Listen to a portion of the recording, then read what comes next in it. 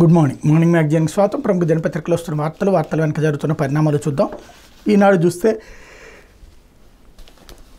ఈ పదవులకి సంబంధించినటువంటి దాంట్లో భాగంగా ఏదైతే చిల్లపల్లి శ్రీనివాసరావు జనసేనకు సంబంధించినటువంటి నాయకుడుకి Andhra Pradesh medical services infrastructure development corporation వచ్చినటువంటి నేపథ్యంలో తనకి ఇవాళ ప్రమాణ స్వీకారం చేస్తున్న సందర్భంలో అభినందనలతో కూడినటువంటి ఒక అడ్వర్టైజ్మెంట్ హైలైట్ అయింది. లేకపోతే మిగిల్చింది అప్పుల కుప్ప అన్నటువంటి వార్తని హైలైట్ చేశారు. జగన్ సర్కార్ అస్తవ్యస్త నిర్ణయాలతో ఆర్థిక విధ్వంసం, అప్పులు చెల్లింపుల భారం 10.86 లక్షల కోట్లకు చేరిక, ఇంకా వెలికి తీస్తూనే ఉన్న కోట ప్రభుత్వం పెండింగ్ చెల్లింపుల భారమే 2.06 లక్షల కోట్లు. జగన్ సర్కార్ ఆర్థిక నిర్వహణ వైఫల్యాలు, అస్తవ్యస్త నిర్ణయాల ఫలితంగా రాష్ట్ర అప్పులు చెల్లింపుల భారం ఏకంగా 10.86 లక్షల కోట్లకు చేరింది. 5 ఏళ్లలో జగన్ సర్కార్ రాష్ట్రాన్ని ఆర్థిక అస్తవ్యస్త పరిస్థితుల్లోకి నెట్టేసింది. ఎప్పటికప్పుడు తప్పుడు లెక్కలతో రాష్ట్ర వాస్తవ పరిస్థితులు మరుగుపరచడంతో పాటు ఎక్కడ పడితే అక్కడ అప్పు తెచ్చుకుని ఆ మొత్తాలను రెవెన్యూ వ్యయానికి మళ్లించేసింది. రాష్ట్ర అభివృద్ధిని పట్టాలు తప్పించింది. కొత్త ప్రభుత్వం తాజాగా 24-25 ఆర్థిక సంవత్సరం బడ్జెట్ శాసనసభలో ప్రవేశపెట్టినప్పుడు చర్చలో ముఖ్యమంత్రి చంద్రబాబు రాష్ట్ర ఆర్థిక పరిస్థితిని విడమర్చి చెప్పారు. అంతేకాదు రాష్ట్రంలో అప్పులు చెల్లింపుల వారం 9,74,556 కోట్లను వెల్లడించారు. జగన్ ప్రభుత్వం దిగిపోయే నాటికి ఉన్న నాన్ గ్యారంటీల రుణాల మొత్తాన్ని చంద్రబాబు సభలో వెల్లడించలేదు. జగన్ హయాంలో అస్తవ్యస్త విధానాల వల్ల విద్యుత్ సంస్థల రుణం 1.12 లక్షల కోట్లకు చేరిందంటూ ఏదైతే ఒక అబద్ధాన్ని పదే పదే చెప్పి నిజమని నమ్మించడం అన్నటువంటి కాన్సెప్ట్. ఇప్పుడు మళ్ళీ ఇక్కడ ఒక నిజం రాశారు. బహిరంగ మార్కెట్ రుణం 3,66,564 కోట్లు, కేంద్ర ప్రభుత్వం నుండి రుణాలు 28,138 కోట్లు, ఇతర సంస్థల నుంచి రుణాలు 19,858 కోట్లు, చిన్న మొత్తాల పొదుపు ద్వారా 6,639 కోట్లు, పిఎఫ్ మొత్తాలు 29,791 కోట్లు, డిపాజిట్లు రిజర్వ్ నిధులు 40,740 కోట్లు. ఈ మొత్తం కలిపితే 4,91,734 కోట్ల రూపాయలు. ఇది నాటి అప్పు. ఇది ఇక్కడ రాస్తూ మిగతాది ఏంటంటే 24 జూన్ ప్రారంభానికి తీసుకున్నటువంటి రుణాలతో కలిపితే 5,19,000 అని రాసి, కార్పొరేషన్ ద్వారా తీసుకున్న రుణాలు 2,48,677, పెండింగ్ బిల్లుల చెల్లింపులు మొత్తం 2,06,687, విద్యుత్ సంస్థల నాన్ గ్యారెంటీ రుణాలు 1,12,000 కోట్ల రూపాయలు, మొత్తం కలిపితే 10,085 లక్షల కోట్లు. రైట్, గుడ్, వెరీ గుడ్, మంచి ఇన్ఫర్మేషనే. అంటే దీన్ని కూడా అప్పుల ఖాతాలో వేసేటట్టయితే 2014-19 మధ్యలో చంద్రబాబు గారు దిగిపోయే నాటికి కార్పొరేషన్ల రుణాలు ఎంత, బిల్లుల బకాయిలు ఎంత, విద్యుత్ సంస్థల నాన్ గ్యారెంటీ రుణాలు ఎంత, అది కూడా వేస్తే అప్పుడు ఎంత అప్పు ఉంది అన్నది తేలుతుంది కదా. ఇక్కడ అప్పుల విషయంలో ఒక అబద్ధాన్ని చెప్పి ఆ అబద్ధాన్ని నిజమని నమ్మించడం కోసం ఇప్పుడు ఏం తేల్చారు? ఫైనల్గా 4,91,734 కోట్లు. మనకి ఎంతకాలం చెప్పింది 14 లక్షల కోట్లు. అదేమంటే పెండింగ్ బకాయిలు. మరి అంతకుముందు కూడా పెండింగ్ బకాయిలు ఉన్నాయి కదా. టిట్కో ఇళ్ళకి అప్పు వడ్డీలు ఎవరు కట్టారు? టిట్కో ఇళ్ళు కట్టలేదు కదా, ఆ డబ్బులు కూడా తీసేసుకున్నారు కదా. అదే సందర్భంలో అంతకుముందు ఎలక్ట్రిసిటీ డిపార్ట్మెంట్లో లోన్ తీసుకోలేదా? అసలు దాని మీదనే కదా అప్పుడు కేంద్ర ప్రభుత్వం సీరియస్ అయింది. సివిల్ సప్లైస్ డిపార్ట్మెంట్ నుంచి దాని మీద లోన్స్ కూడా తీసుకోలేదు. అప్పుడు దాని మీదనే కదా డబ్బులు తిరిగి చెల్లించమంది. అప్పుడు అప్పులు తీసుకోవడం అనేది సహజం, నువ్వు తీసుకోలేదా అని చెప్పి కేంద్ర ప్రభుత్వాన్ని నిలదీయలేదా, నరేంద్ర మోడీ నిలదీయలేదా?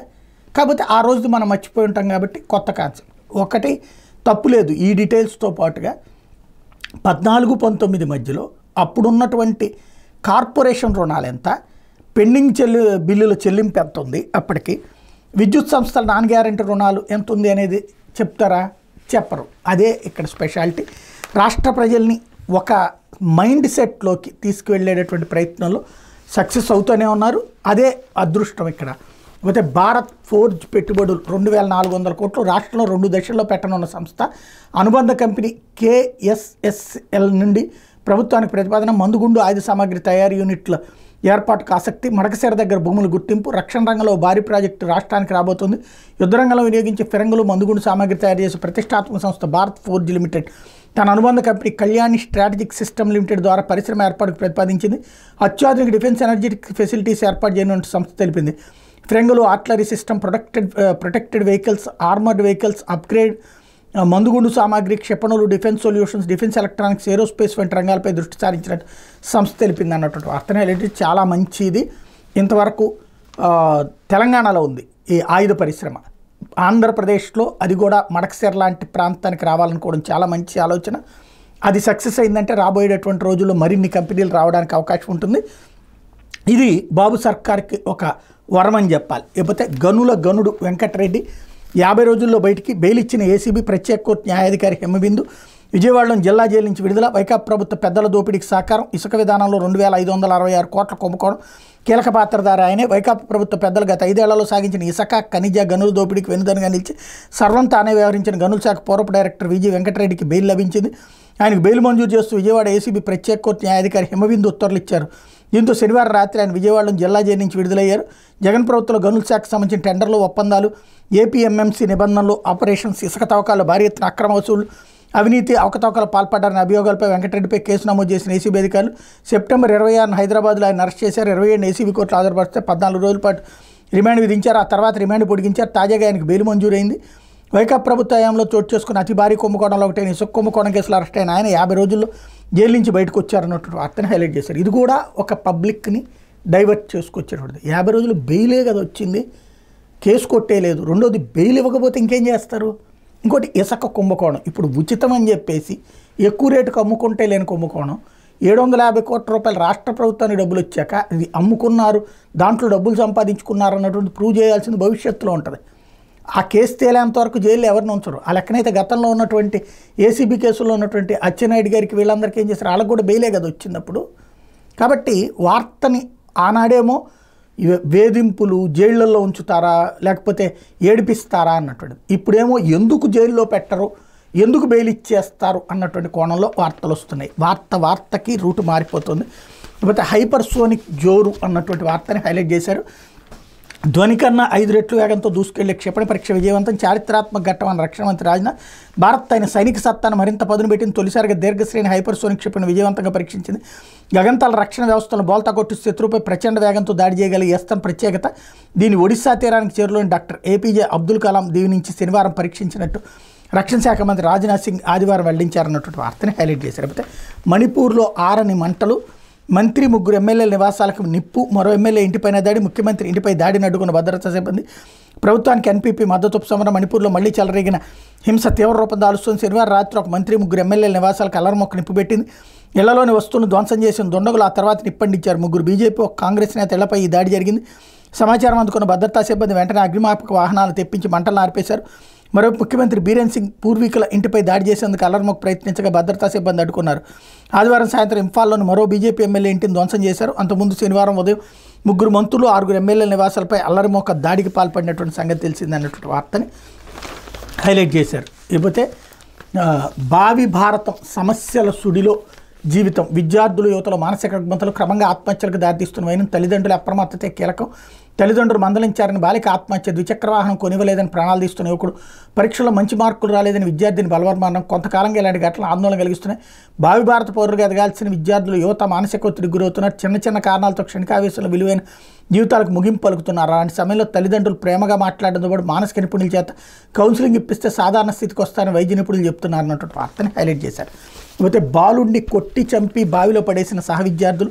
గుంటూరు జిల్లా పొన్నేకల్లులో దారుణం. బయటికి రాకుండా చూసిన విద్యాశాఖ పోలీసు అధికారులు. 9వ తరగతి చదివే అనాథ బాలుడు అనుమానాస్పదలో బావిలో శవమై కనిపించిన గ్రామస్తులు మానవత్వం చూపలేదు. పోలీసులకు విషయం తెలిసినా పట్టించుకోలేదు. గుంటూరు జిల్లా తాడికొండ మండలం పొన్నేకల్లులో గత నెల 24 చోటు చేసుకున్న ఘటన వివరాలు తాజాగా వెలుగులోకి వచ్చాయి. బాలుడు షేక్ సమీర్ స్వగ్రామం గుంటూరు జిల్లా అమరావతి మండలం కర్లపూడి. చిన్నతనంలో తల్లిదండ్రులు చనిపోవడంతో పొన్నేకల్లో నాయనమ్మ మస్తాన్బీ వద్ద ఉంటున్నాడు. స్థానిక జడ్పీ ఉన్నత పాఠశాలలో 9వ తరగతి బి సెక్షన్ చదువుతున్నాడు. ఆ తరగతికి చెందిన ఏ సెక్షన్ విద్యార్థులు 10 మంది కొద్ది రోజులుగా బాలుడితో గొడవబడి కొట్టి భయపెట్టేసరికి గత నెల 24న పాఠశాలకు వెళ్ళలేదు. ఆ రోజు మధ్యాహ్నం పాఠశాలలో మాక్ డ్రిల్ నిర్వహించారు. ఆ సమయంలో 9వ తరగతి పిల్లలు కొందరు డ్రిల్ చేయకుండా వెళ్ళిపోయారు. ఇంటి వద్ద ఉన్న సమీర్ని తీసుకుని ఈత కొడదామని గ్రామ పొలిమేరలోని బావి వద్దకు వెళ్ళి అతనిపై దాడి చేసి అందులో పడేసినట్టు సమాచారం. సాయంత్రానికి గ్రామస్తులు కొందరు ఉపాధ్యాయుల దృష్టికి సమీర్ చనిపోయినట్టు సమాచారం వచ్చింది. వాళ్ళు అక్కడికి చేరుకుని బావిలో ఉన్న బాలుడి మృతదేహాన్ని బయటికి తీశారు. బాలుడి శరీరంపై రక్త గాయాలు, చొక్కాపై రక్త మార్కులు ఉండడాన్ని గమనించారు. గ్రామస్తులు పోలీసులు మేనేజ్ చేసి పోస్ట్ మార్టం లేకుండా మృతదేహాన్ని రాత్రి కర్లపూడి తరలించారు. అక్కడ బాలుడి మృతదేహంపై గాయాలను చూసిన బంధువులు ఆ గ్రామ సర్పంచ్ దృష్టికి తీసుకెళ్లారు. ఆయన పాఠశాలకు వచ్చి ఉపాధ్యాయుడితో మాట్లాడారు. బాలుడే ఆధారమైన మస్తాన్బీకి ఆర్థిక సాయం చేసి ఆదుకోవాలని కోరారు. ఉపాధ్యాయులు 50,000 పోగేసి ఇవ్వాలని చూడగా సర్పంచ్ అభ్యంతరం చెప్పారు. మస్తాన్బీతో కలెక్టర్కి ఫిర్యాదు చేయించారు. అప్పటికి విద్యాశాఖ అధికారులు పోలీసులు విషయాన్ని బయటికి రానిలేదు. ఈ ఘటనకు పోలీసులు విద్యాశాఖ తేలిగ్గా తీసుకోవడం, కేసు నమోదు చేయకపోవడం పట్ల ఆరోపణలు వినిపిస్తున్నాయి. డీఓ సివి రేణుక వివరణ కోరగా బాలుడి మృతి వాస్తవం, ఈతరాక బావిలో పడి చనిపోయినట్టు నాకు చెప్పారు. ఆ రోజు కొందరు విద్యార్థులు డ్రిల్ సమయంలో బయటికి వెళ్ళారు. ఎందుకు వెళ్ళారని ఆరాధిస్తున్నాం. తెనాలి ఉప విద్యాశాఖ అధికారితో విచారణ చేయిస్తాం. పిల్లలు బయటకు పోతే పట్టించుకొని హెచ్ఎంపీఈటీల నుంచి వివరణ కోరతామని వివరించారన్నట్టు వార్తని హైలైట్ చేశారు. అయితే నీళ్ల ట్యాంకర్ ఢీకొని ముగ్గురు బాలురు దుర్మరణం, రోడ్డు ప్రమాదంలో ముగ్గురు బాలురు మృతి చెందిన విషాదఘటన ప్రకాశం జిల్లా ఒంగోలులోని కొత్తపట్నం రోడ్లో ఆదివారం చోటు చేసుకుని కొప్పోలు దళితవాడికి చెందిన వడ్డే కోటేశ్వరమ్మ కుమారులు వికాస్, అశ్విని కుమార్, కన్నెదారి బుజ్జి కుమార్, రేష్మంత్ ఆదివారం మధ్యాహ్నం ద్విచక్ర వాహనంపై ఒంగోలుకు వెళ్లి తిరిగి వస్తున్నారు. వారికి ముందుగా వెళ్తున్న నీళ్ల ట్యాంకర్ డ్రైవర్ రహదారి మీద ఉన్న గుంత తప్పించిపోయి ఎడమవైపుకి తిప్పాడు. ఆ పక్కనే వస్తున్న స్కూటీని ట్యాంకర్ బలంగా తాగడంతో ముగ్గురు బాలురు కింద పడ్డారు. వారి పైనుంచి ట్యాంకర్ వెళ్లడంతో సంఘటన స్థలంలో రేష్మంత్ దుర్మరణం చెందాడు. వికాస్ని వైద్యశాలకు తరలిస్తున్న మార్గ మధ్యంలో ప్రాణం వదిలాడు. అతని తమ్ముడు అశ్విని కుమార్ ఆసుపత్రిలో చికిత్స పొందుతూ మృత్యువాత పడ్డాడు. వీరిద్దరు తండ్రి ఏడాది కింద మృతి చెందారు. చిన్నారుల మృతితో కుటుంబీకులు శోకసంద్రంలో మునిగిపోయారన్నట్టు వార్తని హైలైట్ చేశారు. ఇక్కడ మైనర్లు ముగ్గురు కూడా వాళ్ళకి స్కూటీ ఎట్లా ఇచ్చారు, 14 ఏళ్ళు, 12 ఏళ్ళు, 17 ఏళ్ళు. ఇది అసలు ఎటుకుపోతున్నాం మనం అన్నటువంటిది ఆలోచించాల్సినటువంటి సందర్భం. లేకపోతే సాక్షి సోషల్ మీడియా యాక్టివిస్టులపై 3rd డిగ్రీ దారుణంగా హింసించిన తర్వాత అరెస్ట్ చూపిస్తున్న వేయను ఎలా హింసించింది పైవారికి వీడియో కాల్లో చూపిస్తున్న పైశాచికానందం. ఇది ప్రభుత్వ పెద్దల ఉన్మాదం, పోలీసు అధికారుల అరాచకం. ఇందులో ముందున్న 3 జిల్లాల పోలీసు ఉన్నతాధికారులు, రాష్ట్ర కార్యాలయంలో ఓ కీలక అధికారి ప్రత్యక్ష పర్యవేక్షణ, పౌరుల భావ ప్రకటన స్వేచ్ఛను హరిస్తూ దారుణ నిర్బంధం. చంద్రబాబు ప్రభుత్వ దమననీతిపై న్యాయ పోరాటానికి ప్రజలు సిద్ధం, బరితెగించిన పోలీసు అధికారులపై ప్రైవేట్ కేసులకు సమాయత్తం అన్నటువంటి వార్తని హైలైట్ చేశారు. ఇందులో సోషల్ మీడియా యాక్టివిస్టులపై చంద్రబాబు ప్రభుత్వం యథేచ్ఛగా అమానుషకాండను కొనసాగిస్తుంది. ప్రభుత్వ వైఫల్యాన్ని ప్రస్తుతమే వారు చేసిన నేరం. వారిపై అక్రమ కేసులు నమోదు చేయడమే కాకుండా వారిని అక్రమంగా నిర్బంధించి భౌతికంగా దాడులు చేస్తూ కసి తీరిన తర్వాత అరెస్ట్ చూపిస్తోంది. మానవ హక్కులు నిర్భీతిగా ఉల్లంఘిస్తూ రాజ్యాంగాన్ని అపహాస్యం చేస్తూ సాగిస్తున్న ఈ దమనకాండకు ప్రభుత్వ ముఖ్య నేత, ప్రధాన కుట్రదారుగా కీలక పోలీసు అధికారులు, పాత్రదారులు, పర్యవేక్షకులు రాష్ట్ర వ్యాప్తంగా పలు జిల్లాల్లో ఈ రాక్షస క్రీడ కొనసాగుతోంది. అందులో ప్రధానంగా ప్రకాశం, నెల్లూరు, తిరుపతి జిల్లాల పోలీసు ఉన్నతాధికారులు ఇందులో బాగా ఆరితేరిపారు. అందరికన్నా ముందుండాలని తాపత్రయం వాళ్లలో కనిపిస్తోంది. పౌరుల భావ ప్రకటన స్వేచ్ఛను దారుణంగా కాలరోస్తున్న సర్కారు దమననీతిపై న్యాయ పోరాటానికి ప్రజలు సన్నద్ధమవుతున్నారు. అంతేకాదు తమ విద్యుక్త ధర్మాన్ని గాలికి వదిలేసి ప్రభుత్వ పెద్దలు చెప్పినట్టల్లా తలాడిస్తూ సోషల్ మీడియా యాక్టివిస్టులపై దమనకాండను కొనసాగిస్తున్న పోలీసు అధికారులపైన ఎక్కడికక్కడ ప్రైవేట్ కేసులు వేసేందుకు బాధిత కుటుంబాలు సిద్ధమవుతున్నాయి. వీళ్ళకి పలువురు మేధావులు, ప్రజాస్వామ్య పరిరక్షణ ఉద్యమకారులు, పలు పౌర సంఘాల నేతలు మద్దతుగా నిలుస్తున్నారు. త్వరలోనే పచ్చపాత పోలీసు అధికారులందరూ న్యాయస్థానం ముందు దోషులుగా నిలబడడం తథ్యమని బాధిత కుటుంబాలు స్పష్టం చేస్తున్నాయన్నటువంటి వార్తని హైలైట్ చేశారు. మరోవైపు అసెంబ్లీ సాక్షిగా అప్పులపై అసత్యాలు, బాధ్యతారాహిత్యంగా సీఎం చంద్రబాబు, ఆర్థిక మంత్రి పయ్యావుల తీరు, బడ్జెట్ కాగ్ నివేదికలు అప్పు 6.46 లక్షల కోట్లేనని ప్రభుత్వం చెప్పింది. అయినా చంద్రబాబు 9.74 లక్షల కోట్లంటే అబద్ధాలు ఆడారు. ఇంకా తవ్వితే ఎంత వస్తుందో అన్నట్టు తవ్వడానికి 6 నెలలు సరిపోలేదా? స్కీములన్నీ డీబీటీ ద్వారా అమలయ్యాయి. ఇక స్కాములు ఎక్కడా? స్కాములన్నీ మీరే చేశారు. తండ్రి కొడుకు నీకెంత నాకెంత అని పంచుకుంటున్నారు. సూపర్ 6, సూపర్ 7 పథకాలకు బడ్జెట్లో కేటాయింపులు ఎక్కడ? మాజీ ఆర్థిక మంత్రి వైఎస్ఆర్సీపీ నేత బుగ్గన ఫైర్ అన్నటువంటి వార్తని హైలైట్ చేశారు. లేకపోతే నైజీరియాతో భాగస్వామ్యానికి అత్యధిక ప్రాధాన్యత. నైజీరియా అధ్యక్షుడు తినుబుతో ప్రధాని మోడీ భేటీ, ద్వైపాక్షిక సంబంధాల బలోపేతానికి నిర్ణయం, ఉగ్రవాదం, వేర్పాటువాదం, డ్రగ్స్పై ఉమ్మడి పోరు, మోడీకి నైజీరియా 2వ అత్యున్నత పురస్కారం అన్నటువంటి వార్తని హైలైట్ చేశారు. ఇకపోతే బడివేళల పెంపునకి కసరత్తు, సాయంత్రం 5 వరకు హైస్కూళ్ల నిర్వహణకు సన్నాహాలు, పైలట్ ప్రాజెక్టుగా పొట్టి శ్రీరాములు నెల్లూరు జిల్లా ఎంపిక, ఉన్నత పాఠశాల పనివేళలను మరో గంట పెంచేందుకు ప్రభుత్వం కసరత్తు చేస్తుంది. సాయంత్రం 4 గంటల వరకు నడుస్తున్న వీటిని 5 గంటల వరకు నిర్వహించాలని భావిస్తుంది. గతంలో ఉదయం 10 నుంచి సాయంత్రం 5 గంటల వరకు ఉండే పనివేళలను గత ప్రభుత్వం అందరికీ ఆమోదయోగ్యంగా ఉండేలా ఉదయం 9 నుంచి సాయంత్రం 4 గంటల వరకు మార్చింది. ఇప్పటివరకు ప్రభుత్వ ఉన్నత పాఠశాలలో రోజుకి 7 పీరియడ్స్ ఉండేవి. ఇక మీద ఉదయం 9 నుంచి సాయంత్రం 5 గంటల వరకు 8 పీరియడ్స్లో హై స్కూల్ నడపాలని ప్రభుత్వం యోచిస్తోంది. దీన్ని తొలుత పైలట్ ప్రాజెక్టుగా నెల్లూరు జిల్లాలో అమలు చేయాలని, ఆ జిల్లాలోని ప్రతి మండలంలో ఒక ఉన్నత పాఠశాలను ఎంపిక చేయాలని ఈ నెల 16న ప్రభుత్వం ఉత్తర్వులు ఇచ్చింది. ఎంపిక చేసిన పాఠశాలల జాబితాను ఈ నెల 20లోగా తెలియజేయాలని ఆదేశించింది. ఎంపిక చేసిన పాఠశాలల్లో ఈ నెల 25 నుంచి 30 వరకు కొత్త టైం టేబుల్ ప్రకారం తరగతులు నిర్వహిస్తారు. ఇది సక్సెస్ అయిందని ప్రభుత్వం భావిస్తే వెంటనే విద్యా సంవత్సరంలో రాష్ట్ర వ్యాప్తంగా దీన్ని అమలు చేయాలని యోచిస్తోంది. కాగా పాఠశాల పనివేళల పెంపు తలకు మించిన భారంగా మారుతున్న విద్యాశాఖ నిర్ణయాన్ని వెనక్కి తీసుకోవాలని ఏపీ ఉపాధ్యాయ సంఘం అధ్యక్షుడు బాలాజీ, ప్రధాన కార్యదర్శి సత్యనారాయణ పేర్కొన్నారన్నటువంటి వార్తను హైలైట్ చేశారు. ఇదివరకు టైం మార్చినందుకే ఉపాధ్యాయులకి తీవ్ర ఆగ్రహం వచ్చింది. అప్పుడు ప్రవీణ్ ప్రకాష్ మీద మండిపడ్డారు. అదంతా ప్రవీణ్ ప్రకాష్ చేస్తున్నాడు, జగన్మోహన్ రెడ్డి వదిలేశాడు అన్నటువంటి కోణంలో ఓ రకంగా ప్రభుత్వానికి వ్యతిరేకంగా ఉపాధ్యాయుల ఉద్యమంలో అదొక కీలక పాత్ర అయింది. ఇప్పుడు 7 గంటలు కాదు 8 గంటలు అన్నటువంటి దాన్ని వాళ్ళు ఎలాగ ట్రీట్ చేస్తారన్నది చూడాలి. లేకపోతే ఆంధ్రజ్యోతి చంద్రబాబు అరెస్టు వెనక సిఐడి మహాకుట్ర, తాడేపల్లి డైరెక్షన్లో తప్పుడు స్కిల్ స్టోరీ, 2023 సెప్టెంబర్ 9వ తేదీ రాత్రి నంద్యాల పర్యటనలో బస్ చేసిన నాటి ప్రతిపక్ష నేత చంద్రబాబు హైదరాబాద్ మధ్య సిఐడి అరెస్ట్ చేసిన తీరు నేటికి ప్రజలకు గుర్తుంటుంది. స్కిల్ డెవలప్మెంట్ ప్రాజెక్టులు అక్రమాలు జరిగాయని, నిధులు దారి మళ్లించారని నాడు సిఐడి ప్రకటించి నాటి ముఖ్యమంత్రి జగన్ ఆయన రోత మీడియా కూడా ఇదే పాట పాడారు. తాజాగా బయటపడినటువంటి విషయం ఏంటంటే అసలు ఈ కేసే ఓ కుట్ర, తాడేపల్లి డైరెక్షన్లో సిఐడి ఉన్నతాధికారులు వేసిన మహాకుట్ర, చంద్రబాబు అరెస్ట్ చేయడం కోసం ఏకంగా నాటి ఆర్థిక శాఖ ప్రత్యేక ప్రధాన కార్యదర్శి పివి రమేష్ ఇచ్చిన 161 స్టేట్మెంట్ సిఐడి అధికారులు మార్చేశారు. ఆయన చెప్పని విషయాలను సొంతంగా స్టేట్మెంట్ చేర్చారు. చెయ్యని తప్పుకి చంద్రబాబును అక్రమంగా అరెస్ట్ చేసి 53 రోజులు జైల్లో ఉంచారన్నటువంటి వార్తని హైలైట్ చేశారు.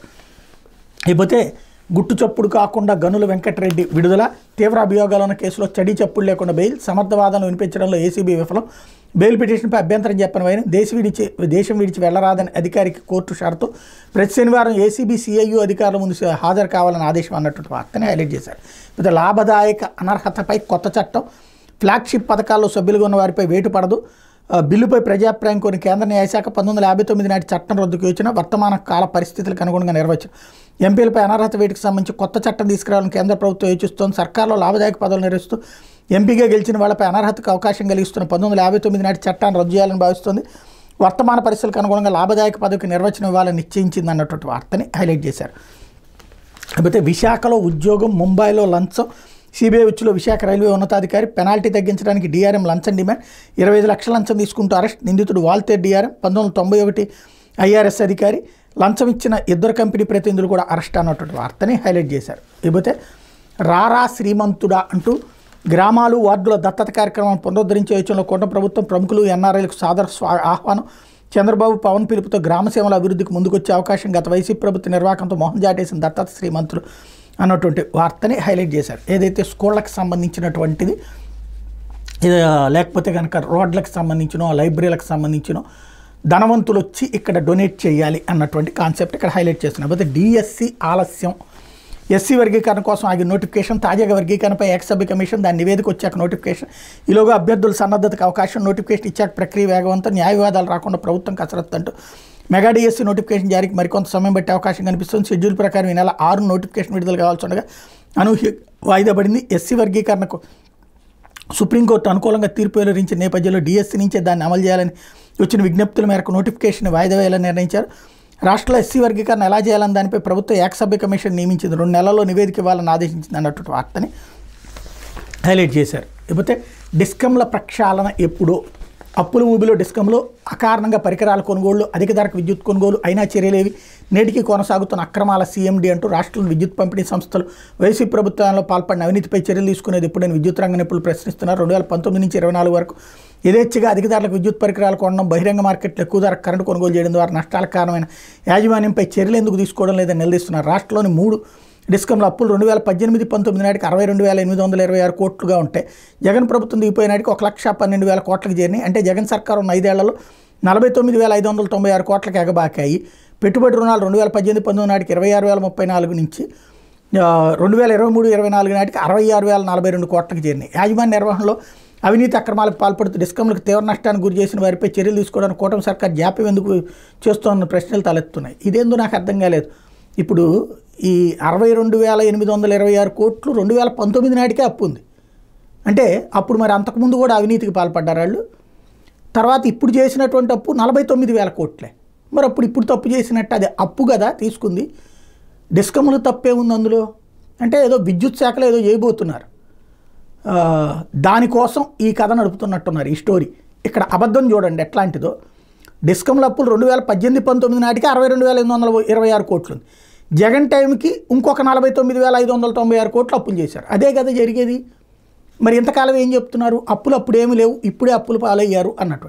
రెండవది, ఇప్పుడు ఈ స్టోరీ రాయడం వెనకాల ఏం కనబడుతుంది, ప్రక్షాళన ఎప్పుడు అంటే రాబోయేటటువంటి రోజుల్లో ఏ ప్రీపెయిడ్ మీటర్స్ లాంటివి పెట్టించి ఇప్పటికే బిగిన్ అయిపోయినాయి స్మార్ట్ మీటర్లు, ప్రీపెయిడ్ మీటర్ల వైపుకి తీసుకెళ్లేటటువంటి ప్రయత్నం జరుగుతుంది.